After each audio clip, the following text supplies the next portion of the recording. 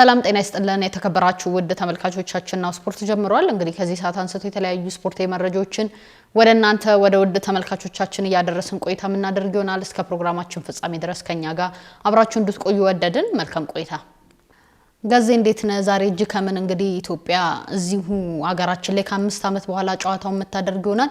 ሌሎችም መረጃ እንዳያስክ እየነገርከን ነበርና ዛሬ ምን አዲስ ነገር አለ? ስለምን እያወራን ነው ቆይታ የምናደርገው? ያው እንግዲህ የኢትዮጵያ ብሔራዊ ቡድን ጉዳይ አንደኛው ነው። ዛሬ ቀን 10 ሰዓት ላይ የቅድመ ማጣሪያ የመልስ ጨዋታውን ያደርጋል ከሳኦ ቶሜና ፕሪንሲፔ ጋር በድሬዳዋ ኢንተርናሽናል ስቴዲየም የሚደረገውን ጨዋታ በተመለከተ አዳዲስ ጉዳዮች ወደ ተመልካቾቻችን የምናደርስ ነው የሚሆነው። እንግዲህ ሰዓታቶች ናቸው የሚቀሩት። የሚወጡትን መረጃዎች ወደ ተመልካቾች እናደርሳለን። ከዛ ባለፈ እንግዲህ ወደ 2026 የዓለም እግር ኳስ ዋንጫ የውድድር መድረክ ለማለፍ ሀገራቶች የመጨረሻው ምዕራፍ ላይ ደርሷል። ዛሬ የግማሽ ፍጻሜ ጨዋታዎች ናቸው የሚከናወኑትና በ2026 የዓለም እግር ኳስ ዋንጫ የውድድር መድረክ አውሮፓን በመወከል የሚሳተፉ 4 ሀገራቶች የሚለይበት ከባድ ፍልሚያ ምሽት ላይ ይከናወናልና ከጨዋታዎች ጋር በተያያዘና ብሔራዊ ቡድኖች በዓለም ዋንጫው ከዚህ ቀደም የነበራቸውን አንዳንድ ቁጥራዊ መረጃ በተመለከተ እንደዚሁ ያሰናዳነው መረጃ ይኖራል። ሌሎች አጫጭር ስፖርታዊ ጉዳዮችን ይዘናል። የአርሰናል ለምሳሌ የአሰልጣኝ ሚካኤል አርቴታን የውል ኮንትራት በተመለከተ ብዙ መረጃዎች እየወጡ ነው የሚገኙት። የተለያዩ ተጫዋቾችም ከተለያዩ ክለቦች ጋራ በቀጣይ ክረምት የተጫዋቾች የዝውውር መስኮት ላይ ወደ ሌላ ክለቦች የሚያመሩበት እድል እንዳለ እየተገለጸ ነው የሚገኘው። አንድ የእንግሊዝ ፕሪሚየር ሊግ ትልቅ ተጫዋች እስከ 200 ሚሊዮን ፓውንድ እንደሚያወጣ ከወዲሁ እየተገመተ ይገኛል። ትልልቆቹ የፕሪሚየር ሊጉ ክለቦች ለማስፈረም ይህንንም ተጫዋች እንደዚሁ ንግግር ስለመጀመራቸው እየተገለጸ ይገኛል እና ይሄና ሌሎች የሀገር ቤትና የባህር ማዶ ስፖርታዊ መረጃዎች የተካተቱበት ዛሬ የመረጃ ሰዓታችን በከፊል ይህንን ይመስላል። ተመልካቾቻችን እንዲከታተሉ እንጋብዛለን። ጄሪ ጋዜ ከሀገር ውስጥ ስፖርታዊ መረጃዎቻችንን ጀምርና ኢትዮጵያ ዛሬ የመልስ ጨዋታው የምታደርገው ይሆናል ከሳኦ ቶሜ ፕሪንሲፔ ጋር ነው ጨዋታው የምታደርገው። ከዚህ ቀደም ማለትም ባሳለፍነው ሳምንት 3-0 በሆነ ውጤት አቤል ያለውና ከነአን ማርከን ባስቆጠሩት ግቦች 3-0 በሆነ ውጤት ማሸነፍ ችላ ነበረ። እንግዲህ ዛሬ ደግሞ የመልሱን ጨዋታ የምታደርገው ይሆናል። ዛሬ 10 ሰዓት ላይ ነው በድሬዳዋ ስቴዲየም የሚደረገው። እንደሚታወቀው በሀገራችን ላይ እንግዲህ ለረጅም ጊዜያት ለ5 ዓመት ያክል ኢትዮጵያ የተለያዩ ጨዋታዎችን በካፍ ምክንያት እንዳታስተናግድ ተደርጎ ነበር። እንግዲህ አሁን ደግሞ አንድ ጨዋታ እዚሁ ኢትዮጵያ ላይ እንዲስተናገድ ተፈቅዷል ማለት ነው። ድሬዳዋ ላይ ነው የሚካሄደው። በጣም ተጠባቂ ጨዋታ ነው። ጨዋታውን አስመልክተው ደግሞ ዮሐንስ ሳሌ አስተያየት ሰጥተው ነበር። ጨዋታው ገና አላለቀም፣ ስለዚህ እንግዲህ በርትተው እንደሚጫወቱና ውጤቱንም ለማስጠበቅ ወደ ሜዳ እንደሚገቡ አስተያየት ሰጥተዋል። በአጠቃላይ ከጨዋታው ምን እንጠብቅ? ያለፈውንስ ጨዋታ እንዴት ተመለከተው? እንግዲህ የኢትዮጵያ ብሔራዊ ቡድን የመጀመሪያውን የቤት ስራ በሚገባ ተወጥቷል ብዬ አስባለሁ። ሞሮኮ ኤል አብዲ ስቴዲየም ላይ በተደረገው የመጀመሪያው ዙር ጨዋታ 3-0 በሆነ ውጤት እንደምታስታውሹ አቤል ያለው 2 ግቦችን እንደዚሁም ከነአን ማርከነ 1 ግብ አስቆጥሮ 3-0 በሆነ ውጤት ማሸነፍ ችሏል እና የዛሬ ቀን 10 ሰዓት ላይ ጅማሮን የሚያደርገው ጨዋታ ላይ የበለጠ የቤት ስራውን አቀሎ የመጣበት እንቅስቃሴ ነው የሚያደርገው ተብሎ ይጠበቃል። በእግር ኳስ የሚፈጠረው ነገር አይታወቅም። እንኳን በኢትዮጵያ የእግር ኳስ ደረጃ ያለች ሀገር ይቅርና በሌሎችም የእግር ኳስ ጨዋታ ላይ እንደምታውቂው ትልልቅ ካምባኮችን ተመልክተናል፣ ሊቀለበሱ የማይችሉ ማለት ነው። ነገር ግን አሁናዊ የሳኦ ቶሜ ፕሪንሲፔ እና እንደዚሁ ደግሞ የኢትዮጵያ ብሔራዊ ቡድን ወቅታዊ ሁኔታ ከተመለከትን አንደኛ የመጀመሪያውን ከሜዳ ውጪ ጨዋታውን በጥሩ የጎል ልዩነት አሸንፎ መምጣቱ የበለጠ በተጫዋቾች ስነ ልቦና ላይ ትልቅ አስተዋጽኦ ሊኖረው ይችላል ብለን እንገምታለን። ከዛ ባለፈ ደግሞ በድሬዳዋ ኢንተርናሽናል ስቴዲየም ላይ ነው የሚደረገው። እንዳልሽው እንግዲህ ከአመታቶች በኋላ የኢትዮጵያ ብሔራዊ ቡድን ዋሊያዎቹም ከስደት ተመልሰው በሀገራቸው እንደዚሁም በደጋፊያቸው ፊት የሚያደርጉ ጨዋታ ነው። ቀደም ሲል እንደገለጽሽው እንግዲህ በድሬዳዋ ኢንተርናሽናል ስቴዲየም ካፍ ለአንድ ጨዋታ ነው ይህንን ስቴዲየም የፈቀደው ተብሏል። የድሬዳዋ ከተማ አስተዳደር እንደዚሁም የኢትዮጵያ እግር ኳስ ፌዴሬሽን ባደረጉት ጥረት ደግሞ ወደ 10,000 የሚደርሱ ተመልካቾች እንደዚሁ በስቴዲየም ተገኝተው ጨዋታውን እንዲከታተሉ ተፈቅዷል ተብሏልና ድሬዳዋ ከቅርብ ጊዜያት ወዲህ በእርግጥ ያለፉትንም ረጅም ዓመታቶች ታሪክን ብንመለከት በኢትዮጵያ ብሔራዊ ቡድን በአጠቃላይ በኢትዮጵያ ስፖርት ላይ ያላቸው አበርክቶ እጅግ በጣም የላቀ ነው። ትልልቅ ስፖርተኞችን ማግኘት የተቻለው ሀገርን የሚወክሉ ጭምር በብስክሌት፣ በቦክስ፣ በእግር ኳስ ደግሞ በተለይ የሚታወቅ ከተማ አስተዳደር ነው ማለት ይቻላል እና አሁን ደግሞ ያሉት ከንቲባ አቶ ጃዋር ከድር እጅግ በጣም እግር ኳስን የሚወዱ ስፖርትን የሚወዱ ስፖርት እንዲስፋፋ የበለጠ እየሰሩ ያሉ ስለመሆናቸው በተደጋጋሚ ይነገራልና ይህንን የዲፕሎማሲ ስራ በመስራት በካፍና በኢትዮጵያ እግር ኳስ ፌዴሬሽን አማካኝነት ያሉት ሁኔታዎች ጠበው የካፍ ያስቀመጣቸውን መስፈርቶች እንዲሟሉ በማድረግና በስቴዲየም ዙሪያ ያሉ ጉዳዮችን እንዲጸዱ በማድረግ እንግዲህ ይህንን አይነተኛ ሚና ተጫውተዋል ማለት ነውና የበለጠ ለጨዋታ ውጤት ብዙ አስተዋጽኦ ላይኖራቸው ይችላል። ደጋፊዎች ምናልባት እንግዲህ የኢትዮጵያ ብሔራዊ ቡድን የመጀመሪያውን ጨዋታ 3-0 በሆነ ውጤት በማሸነፉ ማለት ነው።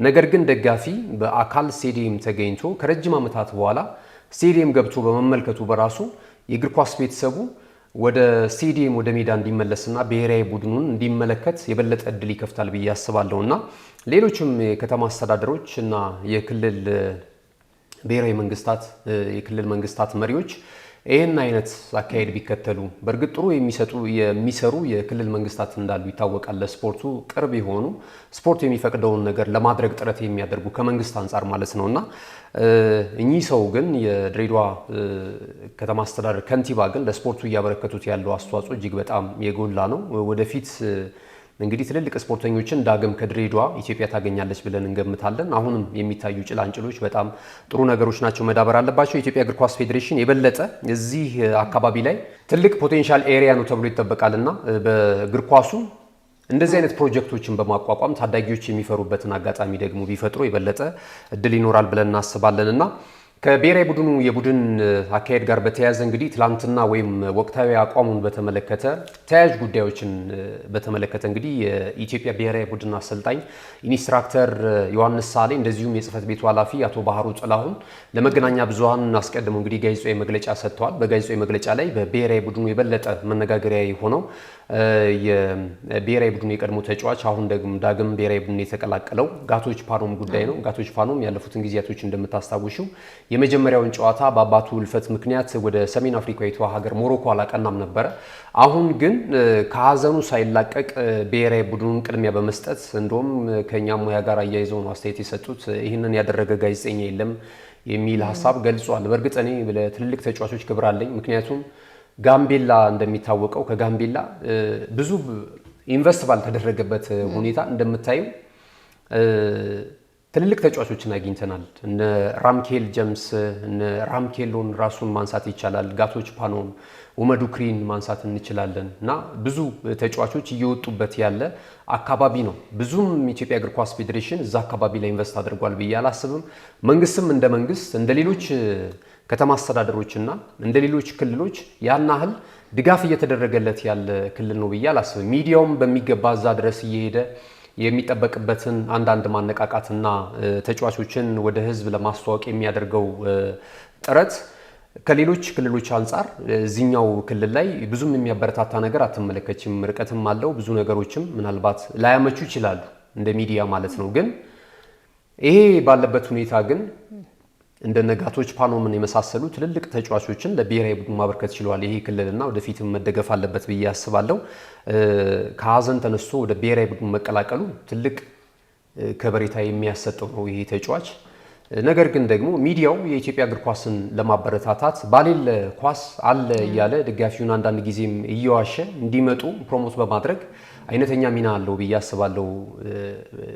እንደ ናሁ ስፖርት ሌሎችም ስቴሽን ላይ አንጋፋዎችም ለእግር ኳስ ብዙ መስዋዕትነት ከፍሏል። ባሌለ ኳስ ማለት ነው። ትልልቆቹም እንደምታውቂያቸው አንጋፋዎቹም አሁንም ያሉት ወጣቶች እንደውም ከተመልካች ጋር ተመልካች እንደውም አይፈልገውም የኢትዮጵያን እግር ኳስ አሁን ባለበት ቁመና ማለት ነው። ብሔራዊ ቡድን ጠልቶ ሳይሆን ነገር ግን እያስመዘገበ ያለው ውጤት ሁልጊዜ የሚያሸማቅቅ ስለሆነ ለአህጉር የአፍሪካ ዋንጫ የውድድር መድረክም ስለማይደርስ ከደረሰም ከምድቡ ስለማያልፍ በእንዲህ አይነት ሁኔታ እርቋል እንጂ የሚዲያው ግን እንደኔ እይታ እንደውም የኢትዮጵያ እግር ኳስ ከሚገባው በላይ ፕሮሞት እያደረገው ነው ብዬ ነው ማስበው። ምንም በሌለበት ነው እንግዲህ ጋዜጠኛው የእግር ኳሱን ማህበረሰብ የእግር ኳሱንም እየደገፈ የሚገኘው። የሚገቡበት ሰጣ ገባ ከዚህ ቀደም ይታወቃል። ከኢትዮጵያ እግር ኳስ ፌዴሬሽን ጋር ከተለያዩ የክለቦች አመራሮች ጋር ጋዜጠኛው በጣም ሰጣ ገባ ውስጥ እየገባ ከኳሱ አጠገብ እየሆነ ከደጋፊው አጠገብ እየሆነ ኳሱን ለማበረታታት የተለያዩ ጥረቶች ሲያደርጉ እንደነበር ይታወቃል። አሁን ላይ እንግዲህ የተለያዩ ሚዲያዎች ትኩረት ሰጥተው ይህንኑ ጨዋታ እየዘገቡ ነው የሚገኘው። በዚህ ያህል ደረጃ ጋዜጠኛው መነሳት አለበት ብዬ አላስብም ነበር። ግን ያው ከሆነ ነገሮችም ችግሮች ካሉ ተቀምጦ ችግሮችን መፍታት ነው እንጂ በዚህ ያህል ደረጃ ለጋዜጠኛው ዲስሪስፔክት መደረግ የለበትም ብዬ አስባለሁ። እንግዲህ በቀጣይ ምን ነው ይሆናል። ያው ጥሩ እንግዲህ የኢትዮጵያ ብሔራዊ ቡድን ዛሬ ከሰዓታት በኋላ ቀን 10 ሰዓት ላይ ከሳኦ ቶሜና ፕሪንሲፔ የመልስ ጨዋታውን ያደርጋል። እንግዲህ መልካም እድል ለኢትዮጵያ ብሔራዊ ቡድን፣ መልካም ውጤት። ናሁ ስፖርት እንደው ጊዜው የሚመኛል። ጄሪ ውድ ተመልካቾቻችን የሀገር ውስጥ ስፖርታዊ መረጃዎቻችን የተመለከታችሁትን ይመስል ነበር። ካፍታ ቆይታ በኋላ ወደ ባህር ማዶ ስፖርታዊ መረጃዎችን ተሸጋግረን ወደ እናንተ መረጃዎችን የምናደርስ ይሆናል። አብራችሁን ቆዩ። ካሽጎ በየትኛውም ዓለም ሆነው በማንኛውም ሰዓት ለወገኑ የሚደርሱበት ፈጣን የገንዘብ መላኪያ ተከፈተሎ። ማስተርና ቪዛ ካርዶን በመጠቀም ከ5 እስከ 20 ዶላር የሚልኩበት አዲስ የገንዘብ መላኪያ መንገድ። ካሽጎን ለየት የሚያደርገው የትኛውም የገንዘብ ዝውውር በፍጥነት አገልግሎት ከመስጠቱም ባሻገር ለማንኛውም አገልግሎት ምንም አይነት ክፍያ አለመጠየቁ ነው። በሀገራችን ታሪክ ገንዘብን ከውጪ ወደ ሀገር ቤት በማስተላለፍ በመተግበሪያ መልክ አገልግሎት መስጠት የጀመረው የመጀመሪያው ሀገር በቀል የገንዘብ መላኪያ ዘዴ ካሽጎ ከ4500 በላይ ባሉ የባንክ ቅርንጫፎች አገልግሎት እየሰጠ ይገኛል። ገንዘቦን በሰኮንዶች ልዩነት ውስጥ ይፈልጉ በአካውንቶ ወይንም በእጆ ቆጥረው የሚወስዱበት ልዩ ዘዴ። በቅርቡ ሁሉንም ኢትዮጵያዊ ባለቤት ለማድረግ ጉዞ የጀመረው ካሽጎ ዛሬውኑ መተግበሪያውን በስልኮ ላይ በመጫን የአገልግሎቱ ተጠቃሚ ሆኑ። ፍጥነት መለያችን፣ ኢትዮጵያን መክፈቻችን፣ ካሽጎ ነው መላኪያችን። ካሽጎ የአዲሱ ትውልድ ብራንድ። ተመልሰናል። ውድ ተመልካቾቻችን የሀገር ውስጥ ስፖርታዊ መረጃዎችን ነበር ወደ እናንተ እያደረስን ቆይታ ያደረግነው። አሁን ደግሞ እንግዲህ ወደ ባህር ማዶ ስፖርታዊ መረጃዎቻችን ተሸጋግረን መረጃዎችን ወደ እናንተ የምናደርስ ይሆናል። በድጋሚ አብራችሁን ቆዩ። ገዜ እንግዲህ የ26ቱን አሜሪካ፣ ካናዳ፣ ሜክሲኮ በጥምረት ለሚያዘጋጁት የ26ቱ ዓለም ዋንጫ የጥሎ ማለፍ ጨዋታዎች ዛሬ የሚካሄዱ ይሆናል። 4 ጨዋታዎች ናቸው ዛሬ የሚካሄዱት። በጣም ተጠባቂ ጨዋታዎች ናቸው። ትላልቅ ሀገሮች እዚህ ጨዋታ ላይ ተካተዋል። ቦስኒያ ከጣሊያን ጋር የምታደርገው ጨዋታ አለ። ስዊድን ከፖላንድ ጋር፣ ኮሶቮ ከተርኪ ጋር የምታደርገው ጨዋታም አለ። ሌላው ደግሞ ቼክ ሪፐብሊክ ከዴንማርክ ጋር ጨዋታቸውን ያደርጋሉ። በጣም ተጠባቂ ጨዋታ ነው። እንግዲህ ባለቀ ሰዓት የትኛው ሀገር ነው የ26ቱን ዓለም ዋንጫ የሚቀላቀለው የሚለውን ነገር እንግዲህ የሚለይበት ይሆናል ዛሬ ምሽት። ያው ትክክል። የ26ቱ የዓለም እግር ኳስ ዋንጫ የውድድር መድረክ እስካሁን ድረስ እንግዲህ 48 ሀገራቶች ናቸው በተለየ ሁኔታ በዘንድሮ ዓመት በመድረኩ የዋንጫ ክብር የሚፋለሙት ማለት ነው። እስካሁን ድረስ 42 ሀገራት ወደ አሜሪካው የ26ቱ የዓለም እግር ኳስ ዋንጫ የውድድር መድረክ ማለፋቸውን እንደዚሁ አረጋግጧል። 6 ሀገራቶች ይቀራሉ። ከ6ቱ ደግሞ 4ቱ የአውሮፓ ሀገራት በጥሎ ማለፍ እንደዚሁ የውድድር መድረኩን ለመቀላቀል ጥረት በማድረግ ላይ ነው የሚገኙትና እንዳልሽው እንግዲህ ከሰሞኑ እየተደረጉ ያሉ ጨዋታዎች አሉ። የሩብ ፍጻሜ ጨዋታዎች ተደርገው ነበር። አሁን ደግሞ የግማሽ ፍጻሜና የመጨረሻው ምዕራፍ ላይ ደርሷል። 8 የአውሮፓ ሀገራቶች በተለይ የሚያደርጓቸው ጨዋታዎች ትልቅ ትኩረትን ስቧል። ቀደም ሲል የጠቀሻቸው ቦስኒያ ኤርዞጎቪና እንደዚሁ ከጣሊያን ጋር የምታደርገው ጨዋታ ይጠበቃል። ከዚህ ቀደም ቦስኒያ ኤርዞጎቪና ዩክሬንን 3-1 በሆነ ውጤት በማሸነፍ ነው ወደ ግማሽ ፍጻሜ ወይም ወደ መጨረሻው ምዕራፍ ማለት የቻለችው። ጣሊያን ደግሞ እንደምታስታውሹ ኖርዝ ሜቄዶኒያን እንደዚሁ 2-0 በሆነ ውጤት በማሸነፍ ነበረ የአሰልጣኝ ጂናሮ ጋቱሶ ብሔራዊ ቡድን ጣሊያን እንግዲህ ለዚህ ክብር የበቃቸው ማለት ነው። ቀጣይ እንግዲህ ከ8 ዓመታት በኋላ ወደ ዓለም እግር ኳስ ዋንጫ የውድድር መድረክ ለማለፍ የጣሊያን ብሔራዊ ቡድን የበለጠ እድል ተሰጥቷታል። ቤርጋሞ ላይ በነበረው የመጀመሪያው የኖርዝ አየርላንድ ጨዋታ ላይ በጣም ጥሩ እንቅስቃሴ ማድረግ ችሏል የጣሊያን ብሔራዊ ቡድንና የበለጠ እድል ይዟል። ነገር ግን እንግዲህ በዚህ የዛሬ ምሽት በሚደረገው 3:45 ላይ በሚደረገው ጨዋታ ላይ ትልቅ ትኩረትን አግኝቷል ማለት ነው። ከዚህ ቀደም እንግዲህ በዓለም እግር ኳስ ዋንጫ የውድድር መድረክ ላይ ከሚጠቀሱ ሀገራቶች መካከል የጣሊያን ብሔራዊ ቡድን እንደምታውቂው አንደኛ ነው። 4 የመድረኩን የዋንጫ ክብር ማሳካት ችሏልና 2 ባለፈው በሩሲያ ላይ በተደረገው እንደዚሁም የካታሩን የዓለም እግር ኳስ ዋንጫ የውድድር መድረክ ላይ አልተሳተፈችም ነበር የጣሊያን ብሔራዊ ቡድንና እንግዲህ ዛሬ ምሽት ይሄ ወሳኝ ጨዋታ ይጠብቃታል። ይህን ጨዋታ ታደርጋለች። እንግዲህ የቦስኒያ ኤርዞጎቪናን ከተመለከትን አንድ ጊዜ ነው እስካሁን ድረስ ለዓለም ዋንጫው ማለፍ የቻለችው። እሱም ብራዚል አስተናግደው በነበረው የ2014 የዓለም ዋንጫ ላይ ተሳትፋ ነበረ። ከዚያም እንግዲህ ተሳትፏ ከምድብ ያለፈ አልነበረም። ምድቧን ማለፍ ሳትችል ቀርታ ከውድድር መድረኩ ተሰናብታለች ማለት ነው። ለሁለተኛ ጊዜ በዓለም ዋንጫው ለመሳተፍ እንግዲህ ዛሬ ምሽት ከጣሊያን ብሔራዊ ቡድን ጋር ጨዋታዋን ታደርጋለች ማለት ነው። ሌሎች ጨዋታዎች ይደረጋሉ። ስዊድንም ከረጅም ዓመታት በኋላ እንደዚህ ወደ ዓለም ዋንጫው ለማለፍ ዛሬ በሜዳዋ ፖላንድን ታስተናግዳለች። የስዊድን ብሔራዊ ቡድን ትልቅ ኮከቦችን ይዟል። እንደ ቪክቶር ጆኬሬሽን የመሳሰሉ እንደ ኤላንጋን የመሳሰሉ በእንግሊዝ ፕሪሚየር ሊግ የምናውቃቸው ትልልቅ ተጫዋቾችን ይዟል። በእርግጥ አሌክሳንደር ኢሳቅ በጉዳት ምክንያት የለም ከብሔራዊ ቡድኑ ጋር ለሊቨርፑልም ግልጋሎት እየሰጠ እንዳልሆነ እየተገለጸ ነው የሚገኘው። በእርግጥ በቅርቡ ወደ ልምምድ ተመልሷል። የግል ልምምዶችን እያደረገ ነው የሚገኘው። ቀጣይ ምናልባት ሊቨርፑል ከፒኤስጂ በአውሮፓ ቻምፒየንስ ሊግ የውድድር መድረክ ላይ በሚያደርገው ጨዋታ ይመለሳል ተብሎ ይጠበቃል። አሁን ላይ ግን ከስዊድን ብሔራዊ ቡድን ስብስብ ውጪ መሆኑ ይታወቃል እና እነዚህን ትልልቅ ኮከቦች የያዘው የስዊድን ብሔራዊ ቡድን ባለፈው እንግዲህ ዩክሬንን ቪክቶር ጆኬሬሽ በሰራው የ3 ግብ ወይም ደግሞ አትሪክ ወደዚህኛው ዙር እንዲያልፍ አድርጎታል። አሁን ከ28 ዓመታት በኋላ ወደ ዓለም እግር ኳስ ዋንጫ የውድድር መድረክ ለማለፍ እንግዲህ ከባድ ፍልም ያደርጋሉ ተብሎ ነው የሚጠበቀው ማለት ነው። ፖላንድ የተሻለ ክብር አላት። በዚህ በዓለም እግር ኳስ ዋንጫ የውድድር መድረክ ላይ 10ኛ ተሳትፏን ለማድረግ ነው ጨዋታውን የምታደርገው ዛሬ ምሽት ማለት ነው። ከዚህ ቀደም 9 ጊዜ በዓለም ዋንጫ መሳተፍ ችላለች። እንደዚሁም ደግሞ በ1974 እና በ1978 የዓለም እግር ኳስ ዋንጫ የውድድር መድረክ ላይ እንደዚሁ ሶስተኛ ደረጃን ይዛ አጠናቃለች እና በዓለም ዋንጫው ትልቁ ደረጃዋ ተብሎ የሚጠቀሰው 2 ጊዜ ሶስተኛ ደረጃን ይዛ የናስ ሜዳሊያ ያገኘችበትን አጋጣሚ ነው ማንሳት የሚቻለው እና የፖላንድ ብሔራዊ ቡድን ላይ እንግዲህ እንደነ ሮበርቶ ሌቫንዶስኪን የመሳሰሉ የባርሴሎናን የፊት መስመር አጥቂ ትልልቅ ተጫዋቾችን የያዘ ስብስብ ነውና ዛሬ ምሽት እንግዲህ የሚያደርገው ጨዋታ ይጠበቃል። በጣም ከባድ ጨዋታ እንደሚሆን ነው እየተገለጸ የሚገኘው። ቼክ ሪፐብሊክ እንደዚሁ ከዴንማርክ ጋር የሚያደርጉትም ጨዋታ ይጠበቃል። ዴንማርክ እንግዲህ ለዛሬው ጨዋታ የበለጠ እድል ተሰጥቷታል። የቼክ ሪፐብሊክ ብሔራዊ ቡድን ከዚህ ቀደም እንደዚሁ በመለያ ምት ስሎቫኪያን አሸንፎ ነበረ ወደዚህ ምዕራፍ ማለፍ የቻለው ማለት ነው። ሌሎች ጨዋታዎች አሉ። ኮሶቮ እንደዚሁ ከተርኪ ጋር ጨዋታዋን ታደርጋለች። ኮሶቮ ከዚህ ቀደም በዓለም እግር ኳስ ዋንጫ የውድድር መድረክ አልፋ አታውቅም። የመጀመሪያውን ተሳትፎ ነው የምታደርገው ይህንን የዓለም ዋንጫ ማከናወን ከቻለች ማለት ነው እና በጣም አስገራሚ ጉዞ ነው እያደረገች የምትገኘው። ከዚህ ቀደም የነ ስዊድን ብሔራዊ ቡድን ምድብ ላይ ነበር የምትገኘው ማለት ነው እና በዓለም ዋንጫው ማጣሪያ በቀጥታ እንደዚሁ ስዊድንን በደርሶ መልስ ያሸነፈችበትን አጋጣሚ ማስታወስ ይቻላል። ተርኬም እንግዲህ የመጀመሪያዋን ጨዋታ ወይም በሩብ ፍጻሜው በነበረው እንቅስቃሴ ሜዳዋ ላይ እንደዚህ ሮማኒያን ገጥማ 1-0 በሆነ ውጤት አሸንፋለች እና ዛሬ እንግዲህ ኮሶቮ ከተርኬ የሚያደርጉት ጨዋታ ይጠበቃል ማለት ነው። እንግዲህ የዓለም ዋንጫውን የግማሽ ፍጻሜ በተመለከተ ያሉት መረጃዎች እነዚህ ናቸው የሚመስሉት። ዛሬ ግን ሁሉም የግማሽ ፍጻሜ ወይም ወደ ዓለም ዋንጫው ለማለፍ የሚደረገው ፍልሚያ በሀገራቶች መካከል ከባድ ስንቅንቅና ፍልሚያ ሊያስመለክት እንደሚችል እንግዲህ ከወዲሁ የእግር ኳሱ ተንታኞች እየገለጹ ነው የሚገኙት።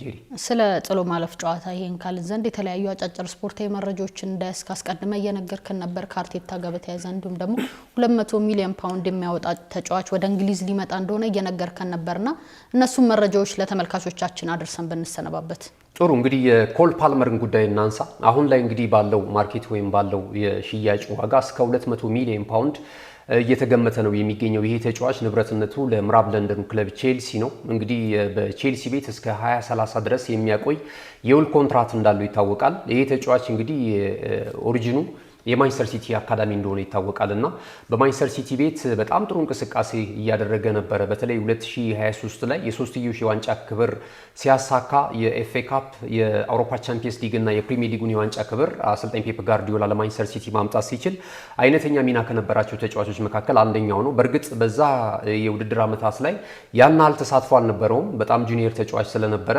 ብዙ ጊዜ እድል አይሰጠውም ነበርና አሰልጣኝ ፔፕ ጋርዲዮላ ያን ያህል የማሰለፍ እድል አይሰጠኝም በሚል ቅሬታ ውስጥ ገብቶ ነው እንግዲህ ወደ ቼልሲ ያመራው ማለት ነው። ቼልሲ ከ40 እስከ 45 ሚሊዮን ዩሮ ድረስ ወጪ በማድረግ ነበር ይህንን ተጫዋች ማስፈረም የቻለው ማለት ነው እና ለ7 ዓመታት ያህል ነው የውል ኮንትራት ሰጥቶ ያስፈረመው ማለት ነው እና ቼልሲ ቤት በነበረው ቆይታ እንግዲህ አሁን እያደረገ ያለው እንቅስቃሴ እጅግ በጣም አስገራሚ ነው። በእርግጥ ቼልሲ ያለፉትን ዓመታቶች የተለያዩ አሰልጣኞችን እየቀያየረ የቀድሞ ቁመናው ላይ አይደለም የሚገኘው። ነገር ግን ተጫዋቹ ደግሞ በግል የሚያደርጋቸው እንቅስቃሴዎች በጣም አስደማሚ ናቸው። አሁን ላይ 23 ዓመቱ ላይ ነው የሚገኘው። አታኪንግ ሚድፊልደር ነው። ከዛ ባለፈ ደግሞ የቀኝ ክንፍ ላይም እጅግ በጣም በሚገርም ብቃት ሲጫወት እናውቀዋለን። ከዛ ባለፈ ደግሞ ሐሰተኛ 9 ቁጥር ሚናንም መጫወት የሚችል ትልቅ ተጫዋች መሆኑን እያሳየ ነው የሚገኘው እና አሁን ላይ ወደ ሌላ የፕሪሚየር ሊጉ ክለብ ለማምራት እንደዚሁ እንቅስቃሴዎች እንዳሉ እየተገለጸ ይገኛል። ይህንን ኮከብ ለማስፈረም ፍላጎት ካላቸው ክለቦች መካከል አንደኛው ማንቸስተር ዩናይትድ ነው። ማንቸስተር ዩናይትድ ይህንን ተጫዋች ለማስፈረም ፍላጎት አለው ተብሏል። ከዛ ባለፈ ሪያል ማድሪድ እና ባየር ሙኒክም የተጫዋቹን ፊርማ ለማግኘት ከፍተኛ ጥረት በማድረግ ላይ ነው የሚገኙትና እስከ 200 ሚሊዮን ፓውንድ እየተጠቀሰለት ወይም ደግሞ እየተነሳለት ይገኛል። ይሄ ተጫዋች ዝውውሩን የሚፈጽም ከሆነ ማለት ነው። ይህ ዝውውር የሚሳካ ከሆነ እስከ 200 ሚሊዮን ፓውንድ የሚያወጣ ከሆነ ደግሞ ይህ ተጫዋች በቅርቡ እንግዲህ ባለፈው ዓመት በአሌክሳንደር አይዛክ ተይዞ የነበረውን የዝውውር ከፍተኛ ሪከርድ መስበር የሚችልበትን አጋጣሚ በ23 ዓመቱ ያስችሏል ማለት ነው። አሁን ላይ 100,000 ዩሮ ነው በቼልሲ ቤት እየተከፈለው የሚገኘው ማለት ነው። ይሄ ተጫዋች አሁን ባለው ብቃት ግን ከዚህም ከፍ ያለ ሳምንታዊ ደሞዝ እንደሚያስፈልገው እየተነገረ ይገኛል። ባየር ሙኒክ፣ ማንቸስተር ዩናይትድ አሊያስ ደግሞ ሪያል ማድሪድን ሊቀላቀል ይችላል የሚለው ጉዳይ ግን አሁንም አነጋጋሪ ሆኗል ማለት ነውና በማንቸስተር ሲቲ ቤት ቆይታው አንድ የእንግሊዝ ፕሪሚየር ሊግ እንደዚሁም የቻምፒየንስ ሊግ የኤፍኤ ካፕን ቀደም ሲል እንዳልኩሽ አይነተኛ ሚና የነበረው ተጫዋች ነው ማለት ነውና በቀጣይ ዩናይትዶች ያስፈርሙታል ወይ የሚለው ነገር እንግዲህ በክረምቱ የተጫዋቾች የዝውውር መስኮት ላይ የምንመለከተው ነው የሚሆነው። ጄሪ፣ ሌሎች ጉዳዮችን እናንሳ። አርሰናልን በተመለከተ እንግዲህ አርሰናልን በተመለከተ ያለው ጉዳይ የአሰልጣኝ ሚካኤል አርቴታ የውል ኮንትራትን የተመለከተ ጉዳዮች ናቸው አሁን ትልልቅ መገናኛ ብዙሃኖች እየሳቡ የሚገኙት ማለት ነውና እስኪ አንቺ የአርቴታን ቆይታ በተመለከተ አሁን ባለው ሁኔታ አርቴታ የሚቀጥል ይመስልሻል ወይስ ደግሞ ወደ ሌላ ክለብ የሚያመራ ይመስልሻል? እንግዲህ አርቴታ ላለፉት 6 ዓመታት በአርሰናል ቤት እንደቆየ ይታወቃል። የተለያዩ ዋንጫዎችን ለማንሳት በተለያዩ ጊዜያት ጥረት እያደረገ ነው የሚገኘው። ያው ለተከታታይ ጊዜያት የሁለተኛ ደረጃን በፕሪሚየር ሊጉ እየያዘ እንዲሁም ደግሞ ለተለያዩ ዋንጫዎች እንደ ካራባኦ ካፕ አሁን ላይ እንደደረሰው ለዋንጫዎች እየሄደ እየተመለሰ ነው የሚገኘው። አርሰናሎች እስካሁን ተስፋ አልቆረጡም ነበር። ያሁኑ ግን የዘንድሮ ዓመት የፕሪሚየር ሊጉም እንደሚታወቀው ለአራትዮሽ ዋንጫ እየሄደ ነበር። አሁን ደግሞ ተቀንሶ ለሶስትዮሽ ዋንጫ እየሄደ ነው የሚገኘው። ከሶስቱ ምንም አይነት ዋንጫ ማያገኝ ከሆነ ግን አርቴታ በዘንድሮ ዓመት ከአርሰናል ጋር ያለውን ቆይታ ያቆመዋል ብዬ አስባለሁ። ምክንያቱም ተመልካቾችም ደጋፊዎችም እንዲሁም ደግሞ ስታፉም ተስፋ የመቁረጥ ነገር አንዳንዴ ይታይባቸዋልና ለዋንጫ እየደረሰ የሚመለሰው ነገር አለና እንግዲህ ዘንድሮ ከሶስቱም አንዱን ዋንጫ በተለይ ደግሞ የቻምፒየንስ ሊግ እና የፕሪሚየር ሊጉን ጨዋታ ማያገኝ ከሆነ የዘንድሮ ዓመት ወይም ደግሞ በቀጣይ ከአርሰናል ጋር የሚደረገው ቆይታ ይቆማል ብዬ አስባለሁ። እኔም ተመሳሳይ ሀሳብ አለኝ። አርሰናል አርቴታም በመቅጠሩ አርቴታም በማምጣቱ በከፍተኛ ሁኔታ ተጠቅመዋል ማለት እችላለሁ። እኔ አሁን ከዚህ በኋላም ራሱ በዚህ ዓመት ዋንጫ ቢያነሳ ጥሩ ነው። ዋንጫ ባያነሳም ራሱ አሁን ላይ ካሉ አሰልጣኞች መካከል አርሰናልን የሚመጥነው ሚካኤል አርቴታ ነው ብዬ አስባለሁ። ምክንያቱም አርቴታ በመጣበት ዓመት 8ኛ ደረጃን ይዞ ነው ያጠናቀቀው በፕሪሚየር ሊጉ ማለት ነው። ከዛ በኋላ ደግሞ አሻሽሎ 5ኛ ደረጃን ይዞ አጠናቀቀ። ያለፉትን 3 ዓመታቶች ደግሞ ለሊጉ የዋንጫ ክብር በከፍተኛ ሁኔታ ተፎካክሮ 2ኛ ደረጃን ይዞ ነው ያጠናቀቀው እንደምታውቂው ማለት ነው። በአውሮፓ ቻምፒየንስ ሊግ የውድድር መድረክ ላይ ደግሞ አርሰናል ያለፉትን 8 እና 7 ዓመታቶች ከውድድር መድረኩ ርቆ ነበር ለመሳተፍ የሚያስችለውን ውጤት እንኳንና ደረጃ ይዞ ማጠናቀቅ ተስኖት ማለት ነው። ከዛ ውድቀት አንስቶ ወደ አውሮፓ ቻምፒየንስ ሊግ የውድድር መድረክ የተሳትፎ ክብር ያበቃቸው አሰልጣኝ ሚካኤል አርቴታ ነው። በሌላ ክለቦች ላይ በዋናነት ቡድኖችን ሲመራ አልተመለከትነውም። በማንቸስተር ሲቲ ቤት በአሰልጣኝ ፔፕ ጋርዲዮላ ስር ምክትል አሰልጣኝ ሆኖ ነው የተመለከትነው እና ብዙ ኤክስፒሪየንስ የለውም። ነገር ግን ደግሞ ያለው ፓሽን ያለው እውቀት ገና ወጣት ሆኖ ትልልቅ አሰልጣኞች የማጠብቂውን ነገር አድርጎ ይህንን ቡድን በማሻሻል ወደ ቀድሞ ክብሩ መልሶታል። አሁን ያለፉትን 3 ዓመታቶች ከተመለከትን በሊጉ 2ኛ ደረጃን ይዞ አጠናቋል እንደምታውቂው ማለት ነው። አንዳንድ ጊዜ ዋንጫ የበሉ ክለቦች አሰልጣኞች ሲጠየቁ ለቀጣዩ ዓመት እንዴት አድርገን ነው ተጫዋቾቻችንን የምናነሳሳው? ምክንያቱም የሻምፒዮና ክለብ ተጫዋችንም ለማነሳሳት የተለየ ነገር የተለየ ጥበብ ይጠይቃል። አንዳንድ ጊዜ ዋንጫ እያነሱ መሄድ በራሱ ተጫዋቾቹ ይለምዱትና ለሌላ ጨዋታ ለማሸነፍ ተነሳሽነታቸው ይቀንሳል ተብሎ ነው የሚታመነው እና 2ኛ ደረጃም ይዘሽ ስትወጪ ተመሳሳይ አይነት ዲፕሬሽን ውስጥ ይገባሉ ተጫዋቾች ማለት ነው። ፍራስትሬት የማድረግ በዘንድሮ ዓመትም ሲያጡት ከዛ 2ኛ ዓመት ላይም ሲያጡት ቀጥሎ ዓመትም 3ኛ ዓመት ላይ ሲያጡት ተጫዋቾች ተስፋ ይቆርጣሉ። የአሸናፊነት መንፈሳቸው እጅግ በጣም ይሰበራል። በዛ ላይ የሚዲያው ጫና አለ፣ የደጋፊዎች ፍላጎት አለ። እነዚህ ነገር ተዳምረው አሁን ደግሞ ለ4ኛ ዓመት በሚገርም ሁኔታ አሰልጣኝ ሚካኤል አርቴታ ለሻምፒዮናነት ከፍተኛ ፉክክር እያደረገ ነው የሚገኘውና ይሄ ነገር ይሄ ጥንካሬው በጣም ያስገርመኛል።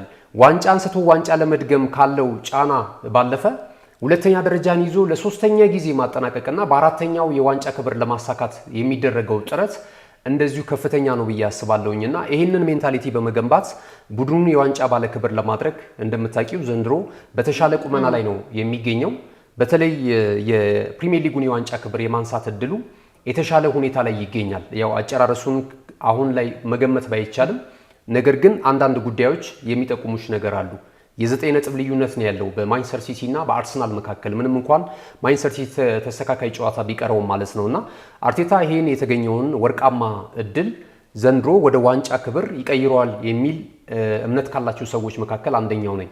ነገር ግን አሁን ቀጣይ ምናልባት ለሚቀጥሉት 6 የውድድር ዓመታት ነው በአርሰናል ቤት ይቆያል ተብሎ እየተነገረ የሚገኘው አዲሱ የውል ኮንትራት ማለት ነው። ትልልቅ ጥቅማ ጥቅሞችን ባስከበረ ሁኔታ የመድፈኞቹ ዋና አለቃ ሆኖ አሰልጣኝ ሚካኤል አርቴታ በኤምሬትስ እንዲቆይ ፍላጎት አላቸው። ደጋፊዎችም የክለቡ አመራሮችና የበላይ አካላትም ለአሰልጣኙ ይሁንታ እንደሚሰጡት እንደዚሁ እየተገለጸ ነው የሚገኘውና እሱም ስሙን በሚገባ እየገነባበት ነው የሚገኘው።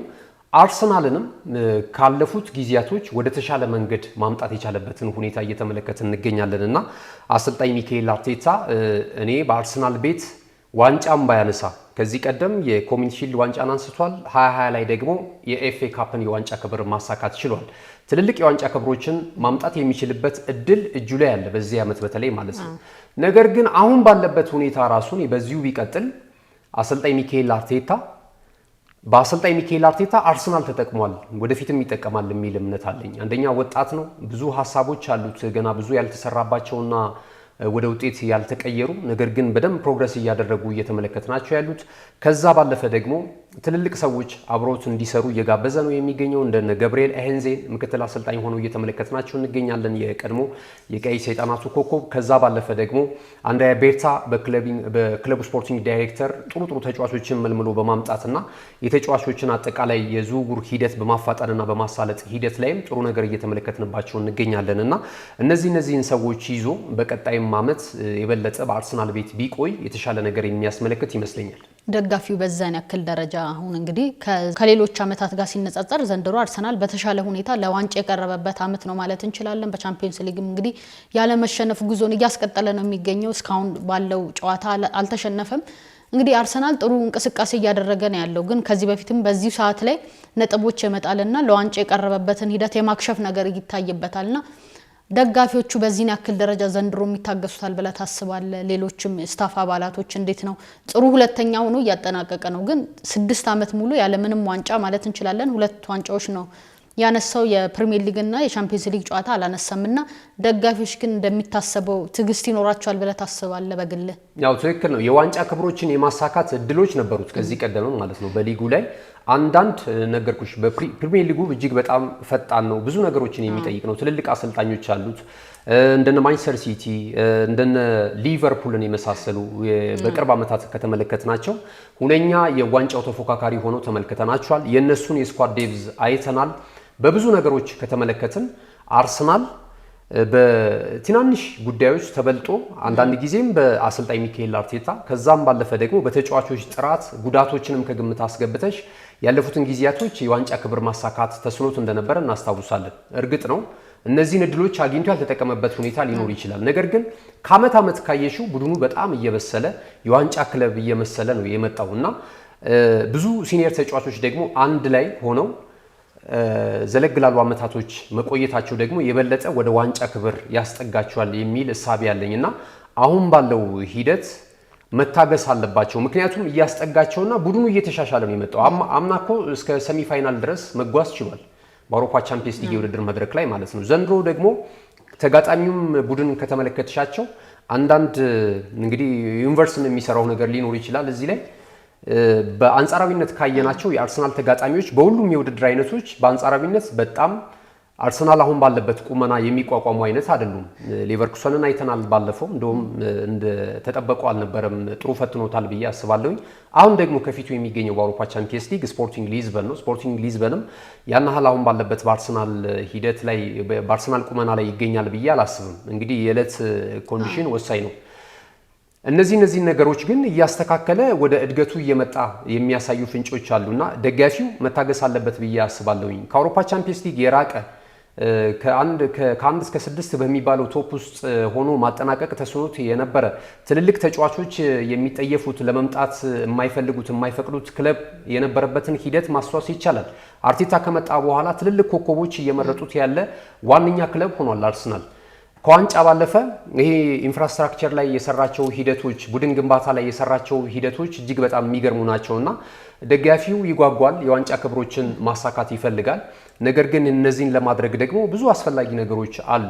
ደጋፊው ሳይፈልግ በአርቴታ ምርጫና በአርቴታ ኃላፊነት የተሰሩ ስራዎች ውጤታማ ናቸው። ከዚህ ቀደም የግብ ጠባቂውን ዳቪድ ራያን ውሳኔ ማስተዋስ እንችላለን። አሁን በዓለም ላይ አሉ ከሚባሉ ትልልቅ ግብ ጠባቂዎች አንደኛው ነው። ያኔ ራምስደል በነበረበት ጊዜ ብዙ ደጋፊዎች ራምስዴል እያለ ለምን የፊት መስመር አጥቂ አያመጣም፣ ግብ ጠባቂ ምን ይሰራልናል ሲባል ነበር። አሁን ዳቪድ ራያ ከአጥቂ በላይ ነው አበርክቶ፣ ከመሃል ሜዳ ተጫዋች በላይ ነው አበርክቶ ቡድኑ ይዞ የሚወጣበትን ሂደት ተመልክተናል። ለግብ የቀረቡ እጅግ በጣም የማይታመኑ ላይናችን ማናምናቸውን ኳሶች ሲያድንና ቡድኑን ታድጎ ሲወጣ ተመልክተናልና ይሄ ሁላ ውሳኔ፣ ይሄ ሁላ ብስለት፣ ይሄ ሁላ የአመራር ጥበብ የመጣው በአሰልጣኝ ሚካኤል አርቴታ ስር ነው ብዬ አስባለሁኝና እንደው በቀጣይ ሰፋ ያሉ ጉዳዮችን አርቴታን በተመለከተና በአርሰናል ባለው ቆይታ የቡድኑ ላይ ግንባታ ላይ ያለውን አበርክቶና ውጤት በተመለከተ እንደው ለተመልካቾቻችን ሰፋ ያለ ዘገባ ይዘን የምንመጣ ይሆናል። ምናልባት በአጭር ጊዜ ውስጥ እንደዚህ በመረጃ ሰዓት ላይ ስለ አርቴታ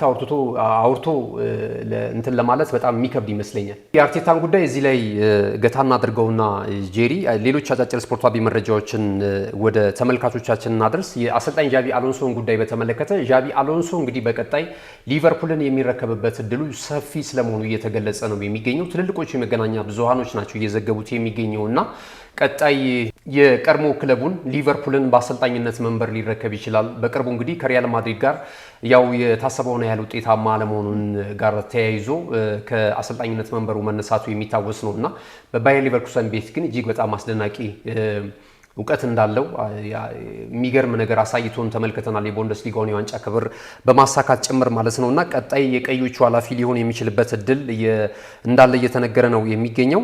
ሌላኛው የሚሆነው በርናንዶ ሲልቫ ነው። በርናንዶ ሲልቫ እንግዲህ በውድድር ዓመቱ መጨረሻ ከማንቸስተር ሲቲ ጋር ያለውን የውል ኮንትራት ሊያጠናቅቅ የሚችልበት እድል ስላለ ክለቡን ይለቃል፣ በስፋት ወደ ሳውዲ ፕሮሊግ አሊያም ደግሞ ወደ ሜጀር ሊግ ሶከር ሊያመራ የሚችልበት እድል እንዳለ እንደዚሁ እየተገለጸ ነው ማለት ነውና ካለን ሰዓት አንጻር እንግዲህ መረጃ ሰዓታችን እዚህ ላይ ብናጠናቅቅ አንቺ የሚጨምሪው ነገር ከሌለ ጄሪ? ምንም የለም። ገዜ ስለሰጠን ስፖርታዊ መረጃ ከልብ አድርገን እናመሰግናለን። ውድ ተመልካቾቻችን የዛሬው የናሁ ስፖርት ቆይታችን የተመለከታችሁትን ይመስል ነበር። መልካም ቀን።